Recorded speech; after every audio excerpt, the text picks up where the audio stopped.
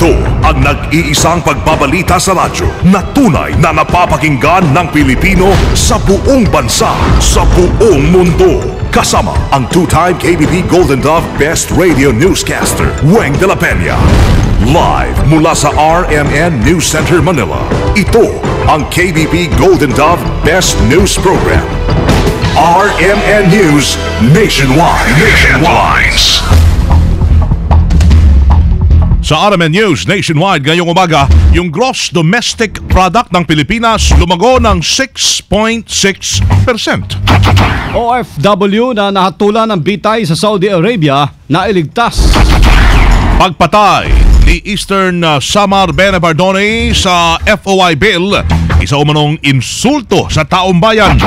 Talagang insulto sa taong bayan itong ginawa Rep. Benabardone dahil siya isa sa pangunahing dahilan kung bakit umabot sa ganito itong FOI bill. Clarificatory resolution ng COMELEC sa patakaran sa political ads ilalabas. Sa negosyo, presyo ng cooking gas nag-rollback. At sa ibayong dagat naman, pag-atake ng Israel sa Syria, ikinadismaya ng Russia. RMN News Nationwide. Ikaw ba ay tutungo ng Cagayan de Oro? For the best hotel accommodation, stay at the VIP Hotel because you are a VIP. Sa Pilipinas, maraming radyo pero iisang network lamang ang may pinakamaraming numero 1. DYHP Cebu, number 1. DYRI Iloilo, number 1. DXDC Davao, number 1. DXRZ Zamboanga, number 1. DXCC Cagayan de Oro, number 1. DYHB Bacolod, number 1. Sa kasaysayan ng radyo sa ating bayan, sa iisang tahanan lamang nagmumula ang mga number 1. RMN, pinakamaraming nakikinig. RMN, pinakamaraming natutulungan. RMN, pinakamaraming advertisers. RMN, pinakamaraming number 1. Jensan, Iligan, Pagadian, Dipolo, Cotabato, pinakamaraming himpilan. Naga, Baguio, Dagupan, Viga, Lucena, Kawayan, Legazpi, Masbate, Ormoc, Tuguegarao, Cotabato, Coronadal, Surigao, Dipolo, Malaybalay, Ozamis, Sorsogon, Butuan, Calibo, Rojas at Metro Manila. In history, it is written, number 1 is Tatak RMN. Ang pinakamalaking mga balita, abot sa bawat Pilipino, saan man sa bansa.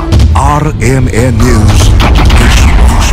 Buenos dias, Pilipinas. Umaga na ng Biyernes ngayon, unang araw sa buwan ng Pebrero 2013. Ito ang numero 1 RMN News Nationwide.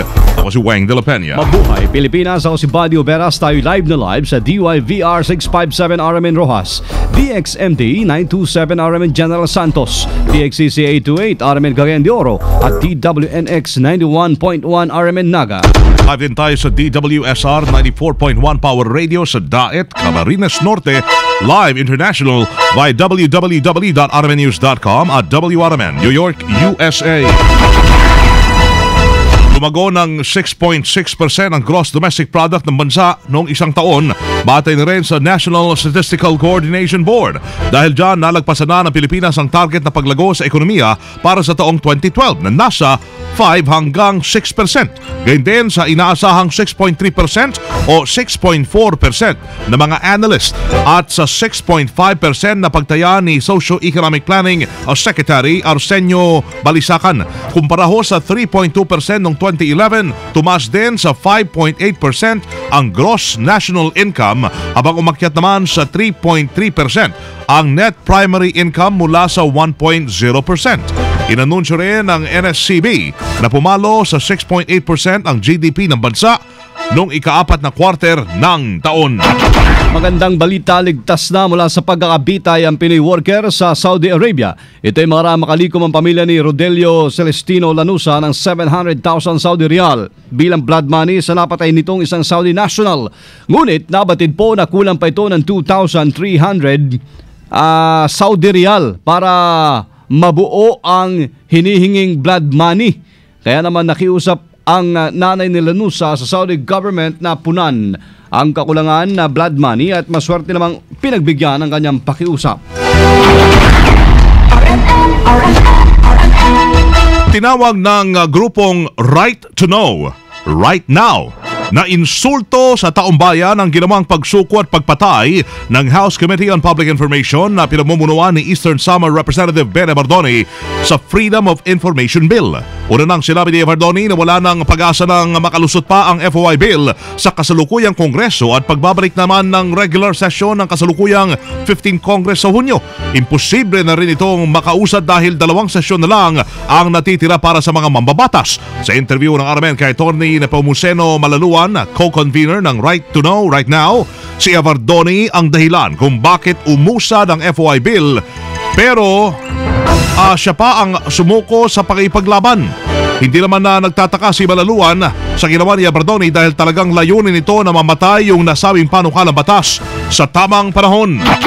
Talagang insulto taong bayan itong ginawa ni Rep. Ben Evardoni, hindi dahil sa hindi natin inaasahan. Sabi mo nga, inaasahan natin. Kung hindi dahil siya ang isa sa pangunahing dahilan kung bakit umabot sa ganito itong FOI Bill. Talagang mahusay sila dahil alam nila yung mga timing niyan At ngayon nga parang siya pa ang sumuko sa pakikipaglaban. Tingin ko ang dapat niyang ipinandera ay flag of victory for him sapagkat talaga ang intention niya Pinatikos din ni Malaluan ang pagtanggi ng palasyo na sertipikahan na urgent yung FOI Bill dahil alam nito na talagang ayaw nilang maipasa yung nasabing batas. Sa totoo, ang hinihingi lang natin sa executive, sa Panguluhan, is an exercise of its own constitutional prerogative. Kasi talaga namang nasa prerogative niya na mag-express siya ng kanyang posisyon in a measure that it finds very important. Sa mga tuwid, hindi yan imposisyon sa Kongreso o kaya ay pangingialam kung hindi paggampan lamang dun sa prerogative niya under the Constitution na ipahayag yung kanyang posisyon sa isang panukalang batas.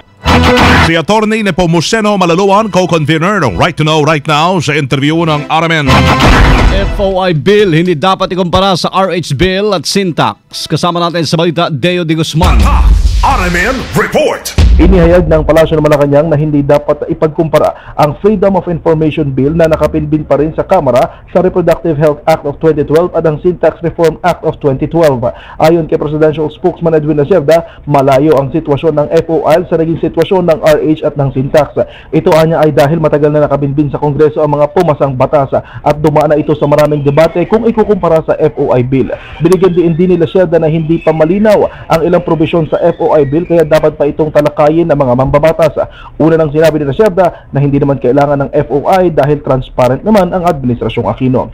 Kasama mo sa Palasyo ng Malacanang para sa DZXL 558, Deo de Guzman, Tatak, RMN.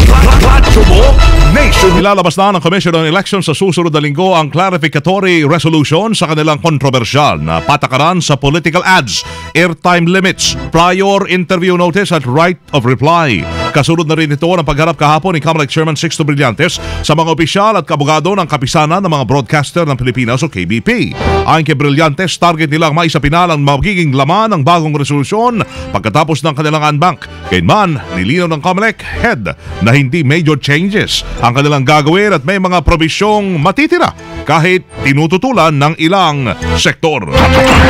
Manggagawa at employer magiging bahagi na po ng policy making process ng pamahalaan. Kasama natin sa balita, Grace Mariano. RMN Report! Niratipikahan na sa Senado ang Senate Bill 29210 na panukalang batas na magpapalakas sa karapatan ng mga manggagawa at employers upang magkaroon ng boses at kinatawan sa policy-making process ng pamahalaan. Kapag naging ganap ng batas, ilulunsad ang Tripartite Industrial Peace Council sa national, regional at industry levels. Ang ilulunsad na National Tripartite Industrial Peace Council ay pamumunuan ng Secretary of Labor at bubuuin ng 20 mga kinatawan mula sa labor at employer sector. Naniniwala si Senator Jinggoy Estrada na siyang may akda at chairman ng Senate Committee on Labor na malaking tulong upang marinig at tuwirang makilahok ang mga labor sector sa mga panuntunang binabalangkas ng pamahalaan na may kaugnayan sa mga manggagawa. Kasama mo sa Senado para sa DZXL 558, Grace Mariano, Tatak, RMN. Radyo mo nationwide. Planong media blackout sa kaso ng Atimonan Quezon shootout, kinondena. Kasama natin sa balita, Angel Ronquillo. RMN Report! Kinukundina ni Archbishop Emeritus Oscar Cruz ang planong media blackout ng Palasyo ng Malacanang sa kaso ng Atimonan Quezon shootout.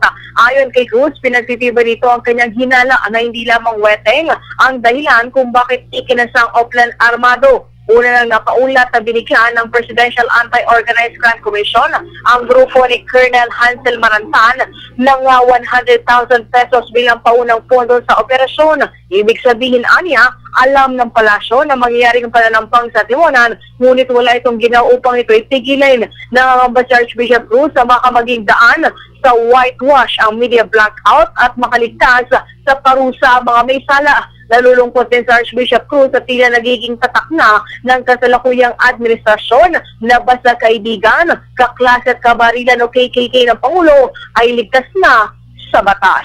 Kasama mo sa lungsod ng Maynila, Angel Ranquillo, Tatak RMN. Radyo mo nationwide. Ebidensya laban po sa dating unang Ginoo mahina kaya makakalabas ng bansa. Kasama natin sa Balita Live si Conde Bata. RMN Report. Mahina umano ang mga ebidensyang nilatag laban sa dating unang Ginoo na si Mike Arroyo kaya ito pinayagan na makalabas na bansa ng Sandigan Bayan ngayong darating na Pebrero. Ayon sa legal counsel ng mga Arroyo na si Atty. Raul Lambino, ang pagpayag ng Sandigan Bayan ay indikasyon na malinaw lamang na mahina ang mga inilatag na ebidensya ng pamahalaan laban sa dating first gentleman. Naniniwala ang kampo ng mga Arroyo na independent ang korte at hindi ito nagpapa-impluwensya sa pamahalaan sa mga ibinababang desisyon. Tiniyak pa ni Lambino na babalik ng bansa si Arroyo dahil noon pa man ay pinapayagan na itong makalabas na bansa at tumutupad naman ito sa hiling ng korte bago makaalis. Nakatakdang lumabas na bansa si Arroyo papuntang Japan sa February 3 to 7 para sa imbitasyon ng OFW community doon at February 7 to 10 sa Hong Kong para naman sa corporate planning ng Lourdes T. Arroyo o LTA Incorporated. Kasama mo mula sa Kamara para sa DZXL 558, Conde Batak, Tatak RMN. Radyo mo nationwide. RMN Nationwide Report. Dako tayo ng Cebu, Analeso, inilarawan na parang teleserye yung krisis sa Kapitolyo. Kasama natin sa balita, Ken Galinea ng RMN Cebu. RMN Report. Walang nakikitang mali ang isang political analyst sa Cebu sa ginawang pagpadlak ni Acting Governor Agnes Magpales sa tanggapan ni suspended Governor Gwen Garcia. Ayon sa isang political science professor at pinuno ng Political Science Department ng University of San Carlos sa Cebu City na si Grace Magalso, ginawa lang ni Magpale ang nararapat bilang acting governor at dahil sobrang tagal na rin ang pagpapanatili ni Garcia sa kaniyang tanggapan. Inilarawan ni Magalso na parang isang teleserye sa telebisyon ang mga pangyayari sa Kapitolyo na sinundan ng publiko mula noong araw na pinataw ang suspension order laban kay Garcia hanggang sa pagkandado ng kaniyang tanggapan. Tinawag din niya ang eksena sa Kapitolyo na extraordinary politics dahil may isang gobernador na suspendido na ngunit nananatili sa kaniyang tanggapan ng mahigit isang buwan. Kasama mo sa RMN Cebu, Ken Galinea, Tatak RMN. Radyo mo Nationwide. Mission 2013. Boboto ako. Pagbisita mga kasama ni Paulong Noy sa Dipolog, wala pong kaugnayan sa nangyari sa Dapitan kung saan dalawa ang alkalde. Kasama natin sa Mission 2013 si Mardy Libres ng RMN Dipolog. RMN Report.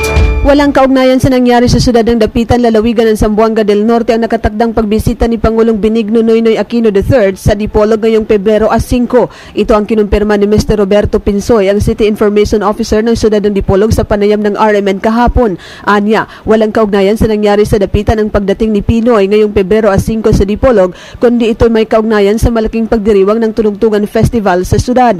May hinala ang ilang opisyal sa probinsya na ang pagdating ng Pangulo ay may kaugnayan sa sitwasyon ngayon sa Dapitan kung saan hanggang ngayon nananatiling dalawa ang alkalde ng lungsod kung saan parehong nag-uopisina sina Mayor Patrick San at retired Colonel Agapito Cardino ang bagong proklamang mayor ng syudad. Sa ngayon parang normal lamang ang sitwasyon sa Dapitan kahit na dalawa ang alkalde ng syudad at patuloy na pinaninindigan ni San na hindi niya i-give up ang kanyang posisyon hanggat hindi lumabas ang desisyon ng Korte Suprema. Kasama mo sa DXDR Dipolog, Mardy Delugdog Libres sa TAC RMN.